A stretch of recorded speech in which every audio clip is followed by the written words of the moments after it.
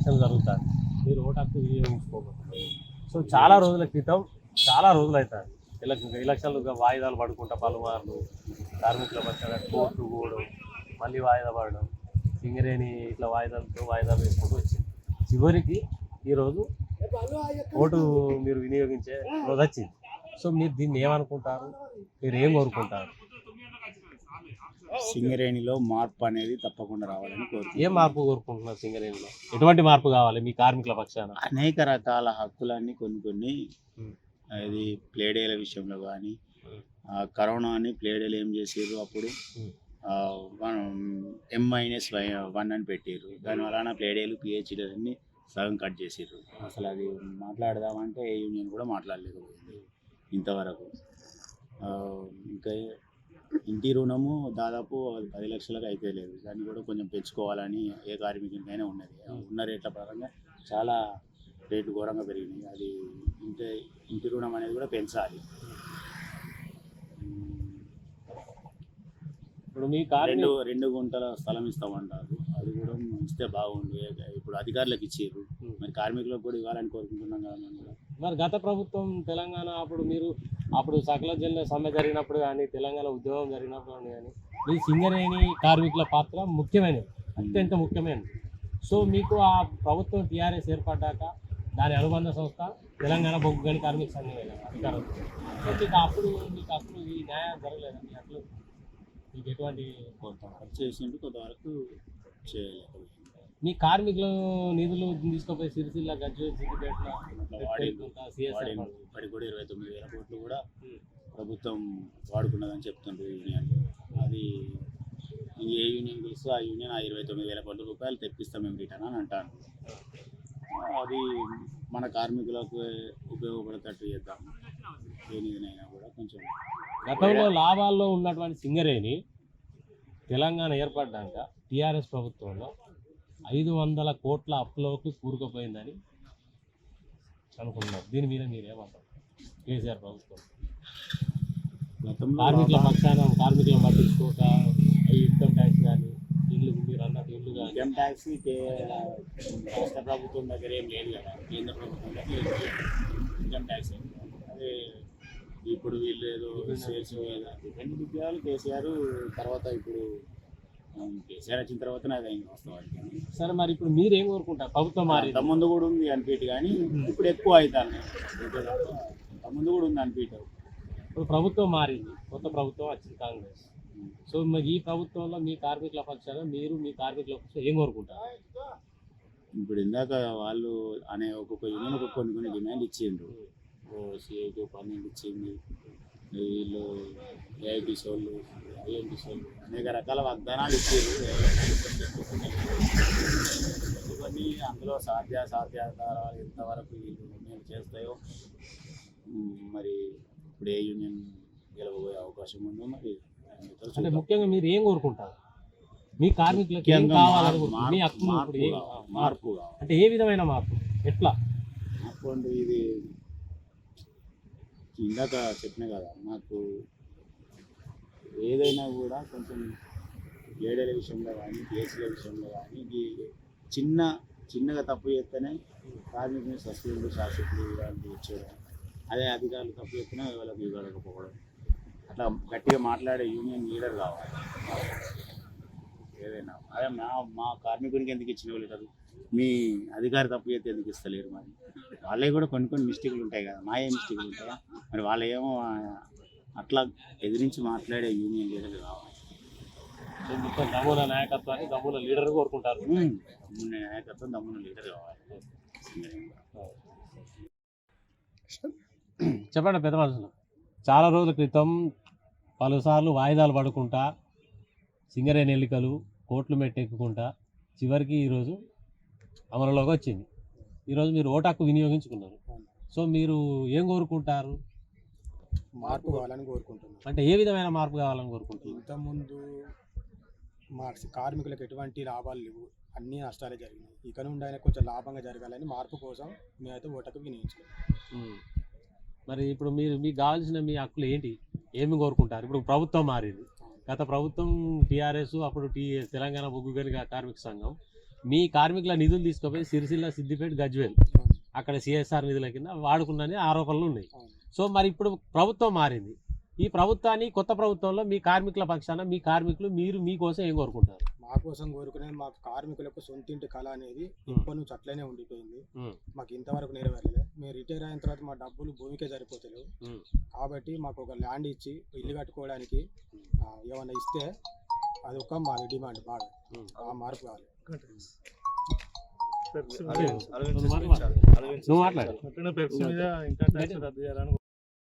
Tax రద్దు చేయాలని కోరుకుంటున్నాం. అది కూడా అలాగే సొంత ఇంటి కాలం ఒకటి, వేజ్ బోర్డు 5 సంవత్సరాలకే వేయాలని. వేజ్ బోర్డు ఒకటి 10 years ఉంది. అది కూడా 5 years వేస్తే బాగుంటుందని కోరుకుంటున్నాం. సింగరేణి హాస్పిటల్లో మెయిన్ వసతులు అంత మాత్రానే ఉంటాయి.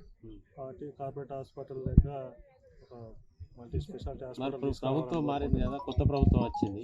ఈ కొత్త ప్రభుత్వాల్లో మీరు ఇప్పుడు ఏ విధంగా ఆశిస్తారు? వాళ్ళు కూడా నెరవేరుస్తారని అనుకుంటున్నాం, చూస్తాం. కార్మికులు ఒకప్పుడు కొన్ని వేలాల్లో ఉన్నారు. ఇప్పుడు కార్మికుల సంఖ్య రాను రాను తగ్గించుకుంటూ వస్తున్నారు. సో దీని మీద మీ అభిప్రాయం ఏంటి? కార్మికులు కొత్త బావులు కూడా తీసుకొస్తా ఉన్నారు కదా, చూడాలి. అవకాశం ఇస్తే మరి తీసుకొస్తా అన్నారు కాబట్టి ఎట్లా మన రాష్ట్రంలో అధికారం ఇచ్చినాం కాబట్టి చూస్తున్నారు. కొత్త బావులు వస్తే డిపెండెంట్ ఉద్యోగాలు పెరుగుతాయి, కార్మికుల సంఖ్య కూడా పెరిగే అవకాశం ఉంటుంది. చూద్దాం. ఎప్పుడైతే ఈ పోటీలో పాల్గొన్నటువంటి ఈ సంఘాలు ఏవైతే ఉన్నాయో అవి అందరూ పెట్టిన హామీలను నెరవేరిస్తే సరిపోతుంది. మెయిన్గా ఇప్పుడు దిగిపోయిన తర్వాత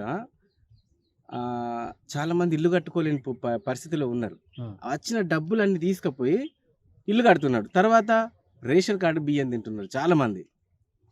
ఎప్పుడైతే అండర్ గ్రౌండ్లో దిగి ఆ గ్యాసు, బొగ్గు అవన్నిటి అనుభవించి బయటకు వచ్చి బ్రతకలేకపోతున్నారు. 2-3 సంవత్సరాలకు అవుట్ సింగరేణి బొగ్గు బాయిలు చేసిన వాళ్ళు. అయితే అట్లా కాకుండా వాళ్ళకు ధైర్యాన్ని ఇవ్వడానికైనా కూడా పెన్షన్ కూడా కరెక్ట్ లేదు. ఒక్కొక్కరికి 200-300 కూడా ఉంది పెన్షన్ అప్పుడు దిగిపోయిన వాళ్ళకి. అట్లా పెన్షన్ కూడా గవర్నమెంట్ పెన్షన్ పెరిగింది కదా, పెరుగుతూ ఉంటుంది. అట్లనే దీన్ని కూడా పెంచితే బాగుంటుంది. అది ఏ సంఘం కూడా మాట్లాడలేకపోతుంది. ఎన్నో సంఘాలు గెలుస్తున్నాయి, అవుతున్నాయి, కానీ మాట్లాడలేకపోతున్నాయి. అదిని కూడా ఒకసారి మాట్లాడాలి. చాలామంది వాళ్ళు నిరహార దీక్షలు చేసి అలసిపోయి ఉన్నారు. వాళ్ళకొకటి. తర్వాత ఏంటిదంటే ఎప్పుడైతే మెడికల్ అన్ఫిట్ పేరు మీద చాలామంది డబ్బులు పెట్టుకోలేక, కొడుకు ఇవ్వలేక తండ్రిని చంపేసిన రోజులు ఉన్నాయి. అంటే ఈ అన్ఫిట్ పోదామంటే డబ్బులు పెట్టుకోలేడు, 5-6 లక్షలు పెట్టింది అక్కడ అన్ఫిట్ అయితే లేడు. కాబట్టి ఏం చేస్తున్నారంటే కొడుకులు, తల్లి కొడుకు కలిసి చంపేస్తే ఇంకో 2-3 సంవత్సరాలు బతుకుతాడు అన్నట్టు ఉద్దేశంతో చంపేసి కొడుకు పెట్టిస్తా ఉన్నారు. అది పోవాలి అంటే ఈ దందా మారాలి. 6 లక్షలు 5 లక్షలు అనేది మార్చేసి కేవలం 96 వరకు జరిగినటువంటి ఆ వాలంటీర్ రిటైర్మెంట్ ఎట్లా ఉందో సేమ్ వెల్ఫేర్ ఆఫీసర్ దగ్గరికి వెళ్తే రాసుకొని ఎక్కించేటట్టు ఉండాలి. అది జాతీయ సంఘాలు కానీ ఇప్పుడు మన ప్రభుత్వం కానీ రేవంత్ రెడ్డి గారు ఇప్పటి వరకు బాగానే చేస్తున్నారు. 5 గ్యారెంటీలను కూడా రేపటి నుండి అమలు చేస్తూ ఉన్నారు. చాలా హ్యాపీగా ఉంది. దానితో పాటు ఇది కూడా చేస్తారని మాకు ఆశ. ఎందుకంటే మీ సింగరేణి కార్మికులు తెలంగాణ ఉద్యమంలో అత్యంత కీలక పాత్ర పోషించినటువంటి సింగరేణి కార్మికులు. సింగరేణి గని అంటేనే నల్ల బంగారం పెట్టింది పేరు. అటువంటి సింగరేణి సంస్థ ఒకప్పుడు లాభాల్లో ఉన్నటువంటి సంస్థ ఇప్పుడు అప్పుల్లో కూరుకుపోయినటువంటి గత్యంతరం ఉన్నది ఈ 10 సంవత్సరాల్లో కేసీఆర్ పాలన. సో దీని మీద మీ అభిప్రాయం దీని మీద ఏమంటారు? మీరు ఏమంటారు అంటే ఇది చూసుకోవాలి, దీన్ని కాపాడుకోవాలి, గవర్నమెంట్ని కాపాడుకోవాలి. ఆయన తీసుకున్నటువంటిది దీన్ని కూడా సమన్వయం చేయాలి. సింగరేణి కార్మికులకు కూడా నెలనే జీతాల కోసం బయటకు పోయి అప్పులకు పోతా ఉన్నారు కదా ఆ ప్రభుత్వం. ఈ ప్రభుత్వం వచ్చిన తర్వాత ఏం చేస్తుందో చూడాలి. అది వాళ్ళు ఏం చేస్తున్నారంటే గవర్నమెంట్ను, మనది సింగరేణి కంపెనీని ప్లస్ బయట ప్రజలను కంపేర్ చేసుకుంటా సమభాగం చేసుకుంటా నడిపించింది ఇప్పటి వరకు.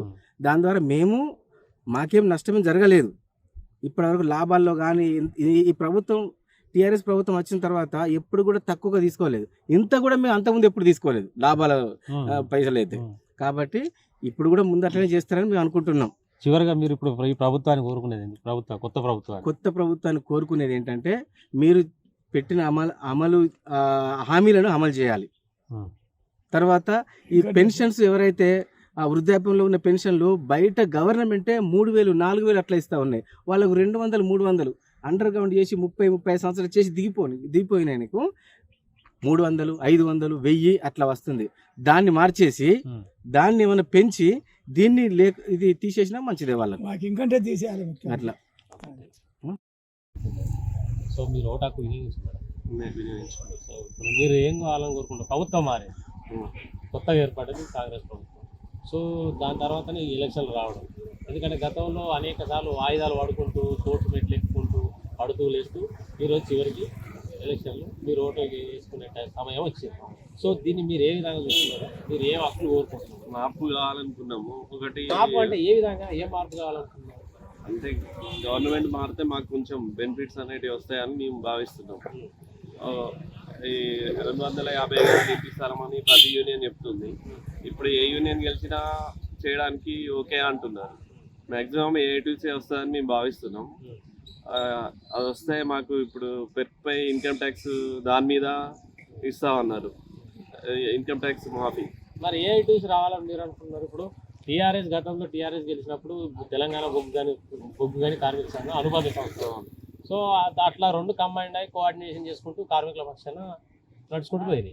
సో ఇప్పుడు మీరు ఏఐటీసీ అంటున్నారు, అక్కడేమో రాష్ట్రంలో కాంగ్రెస్ ఉంది. అవును, మేము కాంగ్రెస్ కి మద్దతు ఇచ్చినాం కాబట్టి వాళ్ళు చేస్తారనే ఉద్దేశంతో మేము మార్పు కోసం కోరుకున్నారు, ప్రజలు కోరుకున్నారు, మేము కోరుకున్నాం. సో అప్పుడు ఆ మార్పు కోసమే మేము ఇదంతా చేసినాం. మార్పు జరిగింది కాబట్టి మేము వస్తుంది అని భావిస్తున్నాం. ఏఐటీసీ ద్వారా మీరు మీ కార్మికుల పక్షాన కార్మికుల కోసం మీరు ఏ డిమాండ్లు పెట్టారు? మీరు మీకు ఏం మేలు జరుగుతుంది, ఏ విధంగా న్యాయం జరుగుతుంది అనుకుంటారు? ఇప్పుడు మంత్లీ పరంగా మాకు డ్యూటీ పరంగా N-1 ప్లేడేల విషయంలో మాకు బెనిఫిట్ జరుగుతుంది, పెట్స్ పై బెనిఫిట్ జరుగుతుంది. 250 ఇంటిగా స్థలం 250 కాదు, 20 లక్షల వడ్డీ లేని రుణం. వీటి కోసం మెయిన్లీ దానికోసం మేము ఎక్కువ గతంలో విద్య మీద, స్కూల్స్ మీద, పిల్లల మీద ఈ ఇన్కమ్ ట్యాక్స్ కానీ, డిపెండ్ ఉద్యోగాలు కానీ, సో అప్పుడు ఉన్న ప్రభుత్వం కానీ సింగరేణి యాజమాన్యం కానీ పెద్దగా చొరవ చూపలేదు. సో మరి ఇప్పుడు చూపిస్తుంది అని మీరు అనుకుంటారు? భావిస్తారు? ఖచ్చితంగా అనుకుంటున్నాం. ఈ విషయంలో ఖచ్చితంగా అనుకుంటున్నాం. ఖచ్చితంగా ఏఐటీసీ ఈ అగ్రిమెంట్ చేస్తుందని మేము భావిస్తున్నాం. వినియోగించుకున్నాం. మరి ఏ సంఘానికి వేసారు ఓటు? ఇక ఇప్పుడైతే రెండు ఏఐటీసీ ఐఎన్టీసీ పోటాపోటీ ఉన్నాయి. పోటాపోటీ ఉన్నాయి రెండు. ఈ రెండింటి మధ్యలో గెలుపోటమిలు తెలిసి. మరి ప్రభుత్వం మారింది కదా, మీరు ఇప్పుడు కొత్త ప్రభుత్వం వచ్చింది. ఇక కొత్త ప్రభుత్వం అయితే ఇప్పుడు కొత్త ప్రభుత్వానికి ఏంటిదంటే ఇప్పుడు సింగరేణి కార్మికులకు ఇన్సూరెన్స్ అనేది చాలా తక్కువ ఉన్నది. ఇన్కమ్ ట్యాక్స్ అనేది ఘోరంగా మేము భరిస్తాను. ఇప్పుడు బయట ఉద్యోగస్తునికి ఎంతో, మాకు కూడా గంటే వస్తాను. ఇన్కమ్ ట్యాక్స్ తోనే బాగా బలైపోతాను. అదొకటి ప్రభుత్వం దృష్టికి తీసుకుపోయి మాకు ఇన్కమ్ ట్యాక్స్ ని పూర్తిగా రద్దు చేయాలి.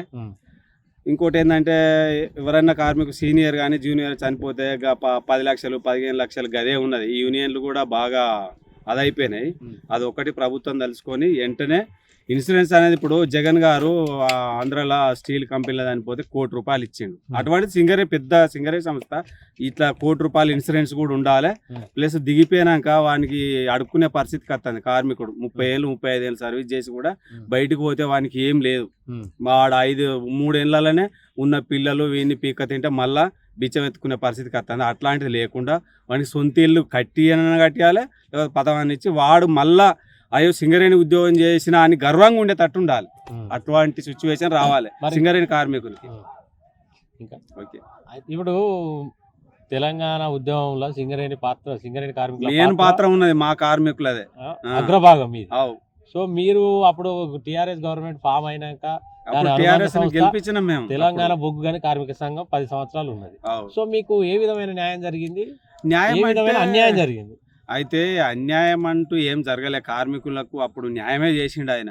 ఎందుకంటే పర్సెంటేజ్ డబ్బులు కూడా స్వచ్ఛందంగా వచ్చిన లాభాలకి వెళ్ళి ఇవ్వడము, ప్లస్ తెలంగాణ ఇంక్రిమెంట్ ఇవ్వడము, కొన్ని చేసిండు, బాగానే చేసుకొచ్చిండు. ఒకటి ఏంటంటే వీళ్ళకి ఏంటంటే 10 సంవత్సరాలు చేసిండు కదా, ఒకసారి కొత్త తరాన్ని ఎన్నుకుందామనే ధోరణిలో వేరు తప్ప కేసీఆర్ అన్ని చాలా బాగానే చేసిండు. మరి ఇప్పుడు సింగరేణి కార్మికుల మీ కష్టాతీతమైనటువంటి నిధులు సిరిసిల్ల, గజ్వేల్, సిద్దిపేటకు పోయి సిఎస్ఆర్ నిధుల కింద కానీ, సీసీ కెమెరాలు కానీ, ఇంకా వేరే రోడ్స్ కానీ ఇట్లా చేసిండు.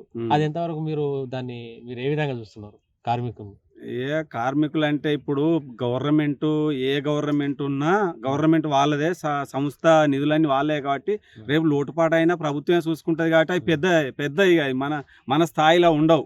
అవి పెద్ద స్థాయి వాళ్ళే కాబట్టి ఒక ముఖ్యమంత్రి అంటే ఇక ముఖ్యమంత్రులే చూసుకుంటారు, డైరెక్టర్లు వాళ్ళు ఐఏఎస్ ఆఫీసర్లు ఉన్నారు దానికి. మరి ఇప్పుడు ఈ కొత్త ప్రభుత్వంలో ఇప్పుడు రాబోయే కార్మిక సంఘం ఇప్పుడు మీరు ఎన్నుకోబడే కార్మిక సంఘం నుంచి మీరు ఏం ఆశిస్తారు కార్మికుల పక్షాన? ఒకటే మెయిన్ ఇన్సూరెన్స్ అనేది పెద్ద మొత్తంలో ఉండాలి. చనిపోయిన కార్మికుడు బజార్ పాలైపోతారు వాళ్ళ పిల్లలు వాళ్ళు. ప్లస్ ఇన్కమ్ ట్యాక్స్ అనేది రద్దు కావాలి. ఇవి మెయిన్ గా ఇప్పుడు సొంతింటి కళ అనేది పెట్టారు కదా, ఈ 3 మెయిన్ డిమాండ్స్. ఇంకా అందులో వాళ్ళు కొట్టుకున్నా పిట్టుకున్నా ఏం లేదు. ఒకటి సొంతింటి కళ మంచిగా ఉండాలి, కార్మికుడు నీట్ గా బతికినంత కాలం. పెన్షన్ కూడా కొంచెం పెంచాలి. చనిపోయిన కార్మికుడు ₹1,00,00,000 తగ్గకుండా ఉండాలి.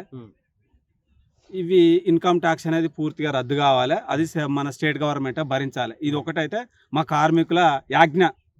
అది మరి హెల్త్ అండ్ ఎడ్యుకేషన్ మీద మీరు ఏమంటారు ఇప్పుడు గత ప్రభుత్వంలో కానీ?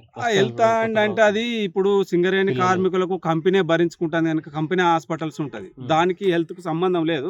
రిటైర్డ్ అయినాక మాత్రం కంపెనీ పరంగా ఏమి ఇవ్వాలనో గవర్నమెంట్ పరంగా ఏమి ఇవ్వాలనో గవర్నమెంట్ కు సంబంధం లేదు. అప్పుడు కంపెనీ చూసుకుంటుంది కనుక కంపెనీ కొన్ని డబ్బులు కట్టుకుంటుంది, అది అట్లా కట్టించుకోవద్దు. వాడు ఉన్నంత కాలం కంపెనీ భరించుకోవాలి. ఇక్కడ గెలిచిన యూనియన్ కూడా దాని మీద. ఎడ్యుకేషన్ మీద మీరు ఏమంటారు? ఎడ్యుకేషన్ కూడా కంపెనీ ఇప్పుడు మా సింగరేణి కంపెనీ స్కూల్స్ సింగరేణి ఆధ్వర్యంలో నడిపించేది పిల్లలు కానీ పెద్దలకు కానీ. అవును, అది ప్రైవేట్ పరం చేశారు, లీజ్ వ్యవస్థ చేశారు. కానీ అది కరెక్ట్ కాదు. కంపెనీలో ఇన్ని ఫండ్స్ ఉన్నాయి, బయట మన కంపెనీ చేయంగా బయట గవర్నమెంట్ కి అప్పిచ్చే అంత స్థాయికి ఎదిగింది సింగరేణి కంపెనీ. ఇప్పుడు 1000 కోట్లు భద్రాచలంలో ఇచ్చారు, 500 కోట్లు ఇట్లా ఇచ్చే బదులు మనమే సొంత కాలేజీలు మనమే స్కూల్ పెట్టుకొని మంచి ఇంకా బయట చుట్టుపక్కల భూములు కోల్పోయిన యువతకు వాళ్ళనే ఫ్రీగా ఎడ్యుకేషన్ ఇచ్చే అంత ఐసెత్ ఉన్నది కంపెనీ. కానీ అట్లనే చేయాలి. గెలిచిన యూనియన్ ఇప్పుడు ఏదొచ్చినా వాళ్ళు చెయ్యాలి బాధ్యతగా. మంచి రోడ్లు ఇవన్నీ. తెలంగాణ ఏర్పాటైనాక చాలా రోజుల తర్వాత వాయిదాలు పడుకుంటా అనేక కారణాల వల్ల వాయిదాలు పడుకుంటా కోర్టు మెట్లెక్కి ఈరోజు ఆచరణలోకి వచ్చింది. ఈరోజు తెలంగాణలో సింగరేణి ఎలక్షన్. సో మీరు ఇప్పుడు ఈ ఎలక్షన్లో ఏ యూనియన్ కోరుకుంటున్నారు? మీరు గత ప్రభుత్వంలో మీ కార్మిక హక్కులు ఏం కోల్పోయారు? మీకు ఏ విధమైన న్యాయం జరిగింది, ఏ విధమైనటువంటి అన్యాయం జరిగింది? ఇంతకుముందు గత తెలంగాణ విషయంలో తెలంగాణ పోరాట విషయంలో సింగరేణి కార్మికులు చాలా ముందుండి పోరాడి దాదాపు 42 రోజులు సమ్మె చేసి తెలంగాణ సాధించుకున్నారు. ఆ సెంటిమెంట్ తోటే కూడా తెలంగాణ నాయకులు బాగా చేస్తారని 2 సార్లు టీవీ చేసి అనుకున్నారు. కానీ 2 సంవత్సరాల్లో దాదాపు 10 సంవత్సరాల నుండి టీవీ చేసి నాయకులు చేసింది ఏం లేదు. కాక ఈ యొక్క టీవీస్ నాయకులు పొలిటికల్ పరంగా సపోర్ట్ తీసుకొని కంపెనీ బాగా దోసుకున్నారు. అదేవిధంగా కార్మికులను కూడా చాలా ఇబ్బందులు పెట్టారు. మీరు ఏ విధంగా దోసుకున్నారని అనుకుంటున్నారు? పొలిటికల్ పరంగా పిట్ట మీదకి వచ్చి పొలిటికల్ పరంగా అధికారులను బెదిరియడం కానీ, అదేవిధంగా కార్మికులు ఇబ్బంది పెట్టడం కానీ, అదేవిధంగా మన సింగరేణి సొమ్మును కూడా బాగా తీసుకోవడం జరిగింది. అదేవిధంగా మొన్న 500 కోట్లు మన రామగుండ మెడికల్ కాలేజీలో ఇచ్చారు. అదేవిధంగా ప్రతి ఎమ్మెల్యే 2 కోట్లు తీసుకున్నారు. ఈ విధంగా దాదాపు సింగరేణి సొమ్మును ఈ రాష్ట్ర గవర్నమెంట్ పోయిన గవర్నమెంట్ వాడుకున్నారు. సింగరేణి బాగా నష్టపరిచారు. అయితే ఏదైతే ఇప్పుడు స్టేట్ గవర్నమెంట్ ఒక అనుబంధంగా ఉన్న ఏ యూనియన్ వచ్చినా కూడా ఇదే పనిచేస్తుంది.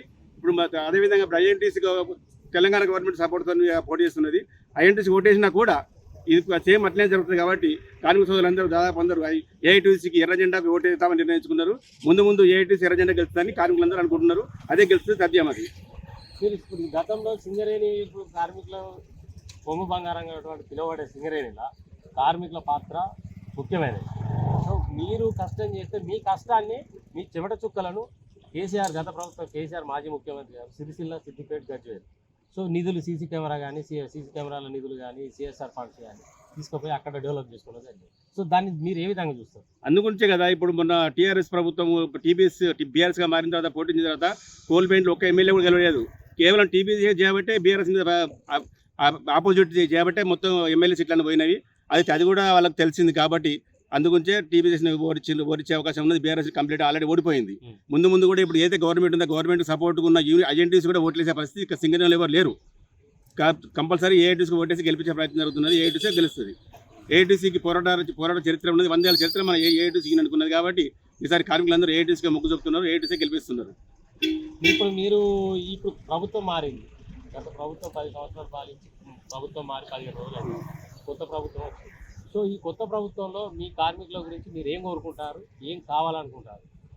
అంటే ఇప్పుడు తెలంగాణ రాకముందు కాంగ్రెస్ గవర్నమెంట్ ఉండే, తెలంగాణ వచ్చిన తర్వాత టీఆర్ఎస్ గవర్నమెంట్ ఉన్నది. సో ఇప్పుడు తెలంగాణ వచ్చిన తర్వాత ఫస్ట్ టైం కాంగ్రెస్ పార్టీ వచ్చింది. అది ఏ విధంగా ఉంటుందో మనం ముందు ఊహించలేము. అదే కార్మికులకు కావాల్సింది సొంత ఇంటి పథకం ఒకటి, అదేవిధంగా మెడికల్ ఫెసిలిటీ ఒకటి, అదే కార్మికుల పిల్లలకు స్కూల్స్ లేవు. స్కూల్స్ ఒకప్పుడు చాలా మంచి స్కూల్స్ ఉన్నాయి, సింగల్ స్కూల్స్. ఆ స్కూల్స్ లేవు. ఆ స్కూల్స్ ఒక డెవలప్మెంట్ కావాలి. అదేవిధంగా ముఖ్యంగా ప్రతి కార్మికులు సొంత ఇంటి గృహం కావాలి. ఆ గృహం కావాలని కోరుకుంటారు. మంచి ఎడ్యుకేషన్ కావాలని కోరుకుంటారు. మంచి హాస్పిటల్స్ కావాలని కోరుకుంటున్నారు. ఇది గవర్నమెంట్ స్థాయి తెలియదు కానీ మా ఏఐటీసీ కలిస్తే మాత్రం కంపల్సరీ ఇవన్నీ చేయడానికి సిద్ధంగా ఉన్నది. అవసరమైతే పోరాటాలు చేసైనా కూడా ప్రతి కార్మికుడు కూడా ఏవైతే కోరికలు ఉన్నాయో సొంత ఇంటి గృహ పథకం కానీ, ఈ మెడికల్ ఫెసిలిటీస్ కానీ, ఈ పిల్లలకి స్కూల్స్ ఎడ్యుకేషన్స్ కానీ, ఇంకా మిగతా మీద కొన్ని క్యాడర్ స్కీమ్స్ కూడా ఉన్నాయి. అవన్నీ పోరాటం సాధించే ప్రయత్నంలో కంపల్సరీ విజయం సాధిస్తామని మేము కోరుకుంటున్నాము. అది విషయం. చెప్పే నువ్వు నీ మనసులో మనసులో ఉన్నది. ఇప్పుడు ఇన్కమ్ బోర్డుకు ఇన్కమ్ ట్యాక్స్ బోర్డు పోతలేవు. మార్కెట్ తిరిగి ముసలి తిప్పలైతాండి. అది కంపల్సరీ మళ్ళీ బోర్డుకు పంపించాలండి. ఇంకేం కోరుకుంటారు? ఇంకా ఇన్కమ్ ట్యాక్స్ అయితే మాకు రద్దు కావాలి. ఇంకోటి ఒకటి ఫైనల్ గా చెప్తా. ఇంతకు ముందు వారసత్వ ఉద్యోగాలు అనేటివి ఫస్ట్ లో ఉండే. ఇప్పుడు ఈ సంఘాలే పొడగొట్టినాయి. అప్పుడు సరే కేసీఆర్ దయ వలన దాన్ని మెడికల్ పేరు మీద అనేది తీసుకొచ్చారు కానీ దాన్ని లంచగొండి లెక్కన లోకల్ చేసిర్రు. అయినా కాదు అది 6 లక్షలు 7 లక్షల వరకు కొంటారు. అది పూర్తిగా రద్దు చేసి స్వచ్ఛందంగా ఇట్లా పేరు రాసిస్తే నేను చెయ్యలేను అని ఓ 4 ఏళ్ళలో 3 ఏళ్ళలో ఉంటే దాన్ని చెయ్యలేను అని ఏ కార్మికుడు అంటాడో వానికి సత్వరమే ఒక నెల లోపట్లనే జాబ్ ఇచ్చే ఏర్పాటు చేయాలి. కానీ ఇది పోయి కొత్త కోవడం కార్పొరేట్ల అక్కడ ఇక్కడ మెడికల్ పేరు మీద ఈ దందాలు అనేటివి మానుకోవాలి. ఈ యూనియన్లు కానీ గవర్నమెంట్ కానీ స్వచ్ఛందంగా. ఎందుకంటే మేము అండర్గ్రౌండ్లో దిగి 25 ఏళ్లకు దాదాపు పైకి వచ్చినాం. మేము కాళ్ళు బొక్కలు కీళ్ళు అన్ని జబ్బులు అయి ఉన్నాయి కాబట్టి వాడు పేరు రాసిస్తే నౌకరాసిస్తట్టు ఉండాలి. కానీ ఈ లత్కోర్ దందాలు ఉండద్దు. ఇవి 6 లక్షలు 7 లక్షలు 8 లక్షలు ఇదంతా ఉండద్దు అని నేనైతే విజ్ఞప్తి చేస్తాను గవర్నమెంట్ రేవంత్ రెడ్డికి.